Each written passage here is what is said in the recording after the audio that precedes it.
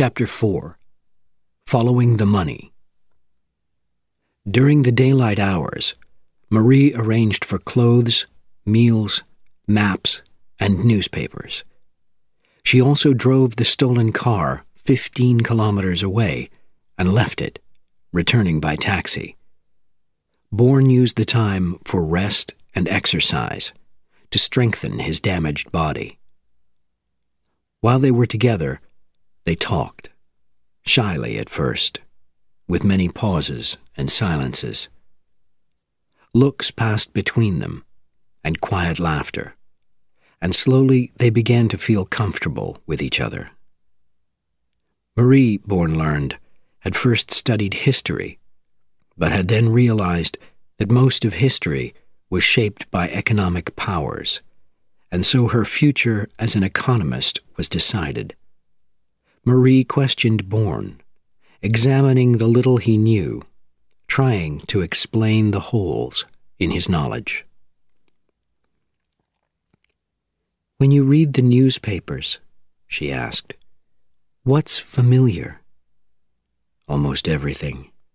Names, places, political relationships. And when you look at the maps I've bought, in some cases I picture buildings, hotels, streets, faces, but the faces have no names." "Did you meet people? Are there faces in buildings, in hotels?" "Streets," he said without thinking. "Quiet places, dark places." "What did they talk about?" "I don't know. There aren't any voices. There aren't any words." "Treadstone. That's your company, isn't it?" "It doesn't mean anything. I couldn't find it."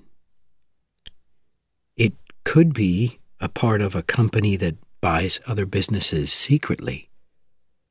Maybe you were working for American financial interests." "But the account, no money was leaving it. I was selling, not buying. And why would people be trying to kill me?" "What comes into your mind when you think of money?" Marie asked. "Don't do this. Don't you understand? When I think of money, I think of killing." "I don't know," Bourne said. "I'm tired. I want to sleep now." "You're wrong, you know," she said. "I've seen that look in your eyes, seeing things that may or may not be there. Afraid that they are." "They have been," he replied. "Explain the Steppdechstrasse. Explain a fat man at the Dry Alpenhauser." "I can't. But you can't either. Find out, Jason.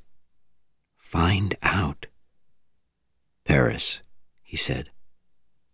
"Yes, Paris." Marie stood up and walked across the room to him. Then she reached down and touched his face. "Thank you for my life," she whispered. "Thank you for mine," he answered, and she climbed into the bed. He held her tight. Days and nights passed. "I'm going to Paris with you today," Marie told him early one morning.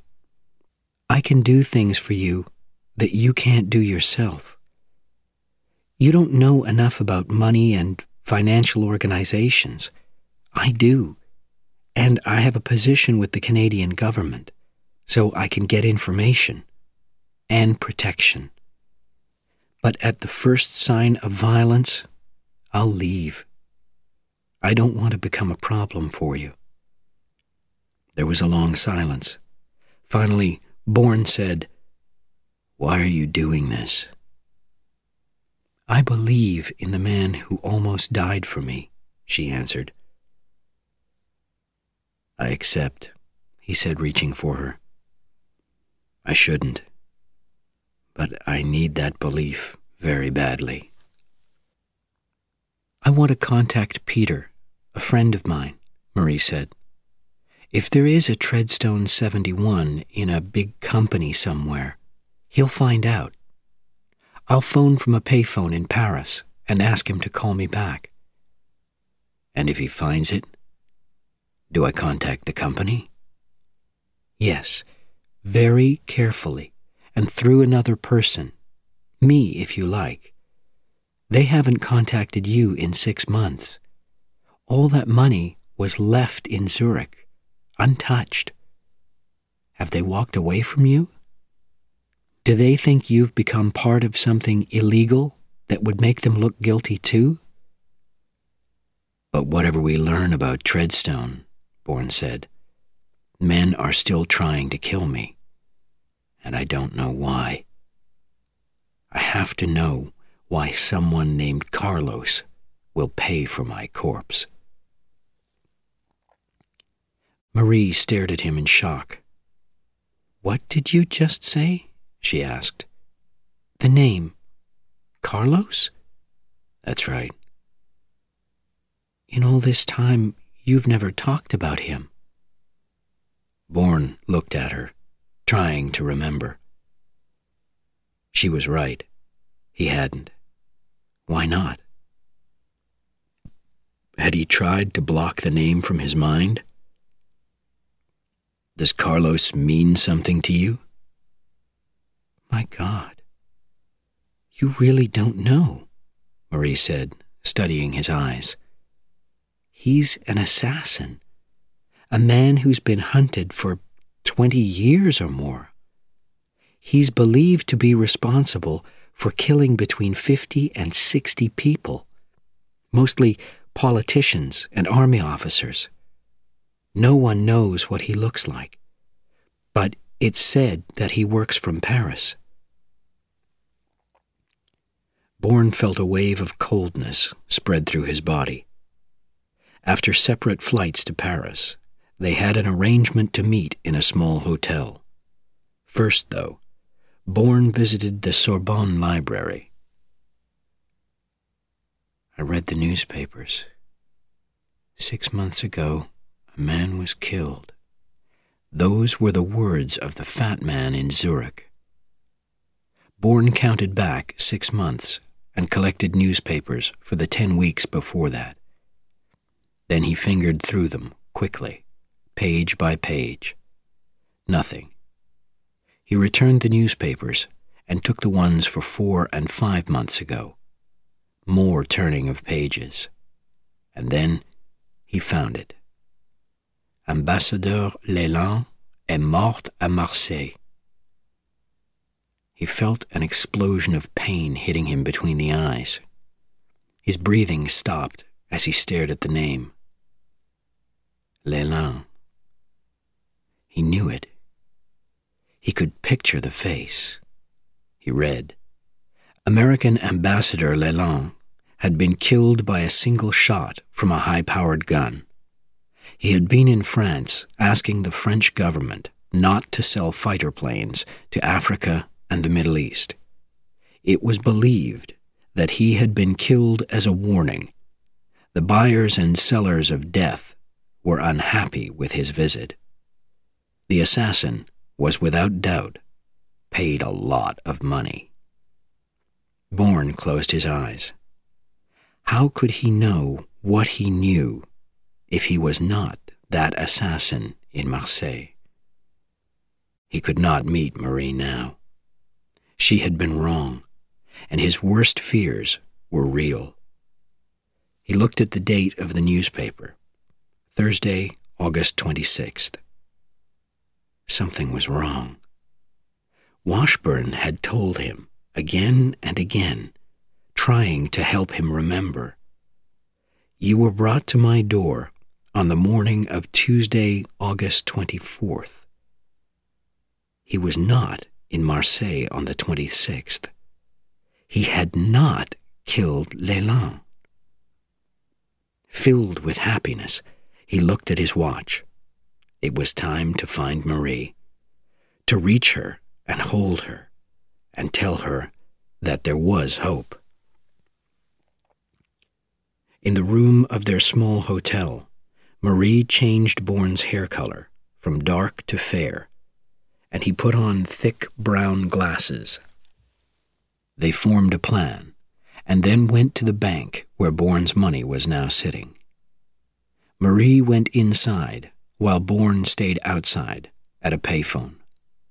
He rang the bank's number and asked for foreign services. He gave his name and the name of the bank in Zurich and asked to speak to a bank official. He then explained to a Monsieur Damacourt that he needed to know whether the millions of francs had reached the bank. "I am afraid," Damacourt explained, "that I cannot give that kind of information to a stranger on the telephone. I suggest that you come to the bank. My office is on the ground floor." Bourne agreed to be there in half an hour, then ended the conversation. Seconds later, the telephone rang. "His name's Damacourt, ground floor office," he told Marie. "I'll find it," she said. She was soon standing near the office. Would it happen? Was she right? It happened. There was sudden activity as Damacourt's secretary rushed into his office, returning seconds later to call a number and speak, reading from her notebook. 2 minutes later, Damacourt appeared at his door, questioned the secretary, and returned to his room, leaving the door open.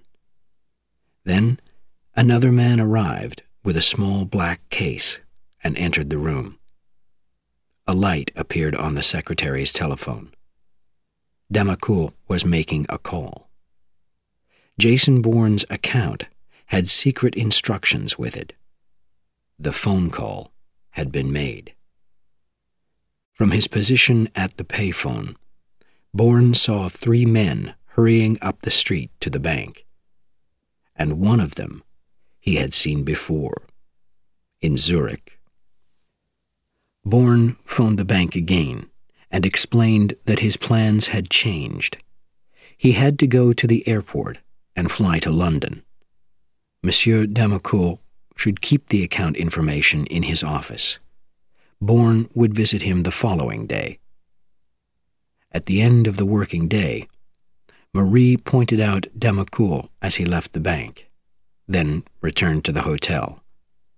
Bourne followed the banker to the door of a cafe and pulled him inside. "Jason Bourne," he introduced himself. "Your friends must be confused by now, racing around the airport and wondering if you've given them false information." Damacourt looked at him with fear in his eyes. "I know nothing. I only followed the instructions on the account." They sat down, and Bourne ordered drinks. "Tell me," he said. "The instructions came from the Gemeinschaft Bank. I could lose my job if I talk to you." "You could lose your life if you don't," Bourne said. "Name your price." "You decide what value the information has to you. Your money came with special instructions to be opened by me when the account holder came for money. The instructions said that a telephone number should be called. But if I tell you more, you must think of another person who told you this. The information cannot come from me." "I know a man," Bourne said, "a criminal at the Gemeinschaft. His name is Koenig." "I'll remember that." Damacourt wrote down a Paris telephone number. Then he added, "But there was another number before that, a number in New York that had been cut out. Only the area code was still there, and this one had been put in its place." "How valuable are you finding my information?" "The price could be 5 figures, Bourne told him. "Then I shall continue. I spoke to a woman who gave me no name. She told me only that you were a dangerous man and must be kept in my office until a man arrived. He needed to see you. The man came, and I told him that you had changed your plans. That's all. Who are you, monsieur? Someone who must pay you a lot of money, Bourne said thoughtfully. So, how now do we get our money? There is a way. Forms completed and your identity checked by a lawyer. I do not have the power to stop that. Of course, I would have to make the phone call, but maybe only after I had signed the other papers on my desk. I do know a suitable lawyer. He would cost 10,000 francs. I would want 50,000. So the account in Zurich was opened with those special instructions, Marie said thoughtfully. That would be illegal in many countries, but some private European banks allow it. You probably knew that the instructions were there. Put there by Treadstone 71, Bourne agreed. But someone was paid to change the telephone number. Koenig. That's a crime that could bring him 10 years in a Swiss prison. He was paid a lot of money. By Carlos, Bourne said. Carlos. Why? What am I to him? I'll phone the Canadian Embassy and ask about the Paris telephone number that Damacour used, Marie said. My friend Peter gave me the name of a man there. Denis Corbelier. She called. Then they left the hotel so Marie could use a payphone to call Peter for information about Treadstone. She came away from the phone, white and shaking. Bourne took her in his arms. What's wrong? I spoke to his boss, Marie said faintly. Peter's dead. He had phone calls from Washington, D.C. and New York. Then he went to meet someone at the airport. On the way, he was shot in the throat. Peter, oh, what have I done? You have done nothing. Bourne could hardly breathe. A bullet in the throat. It was Carlos.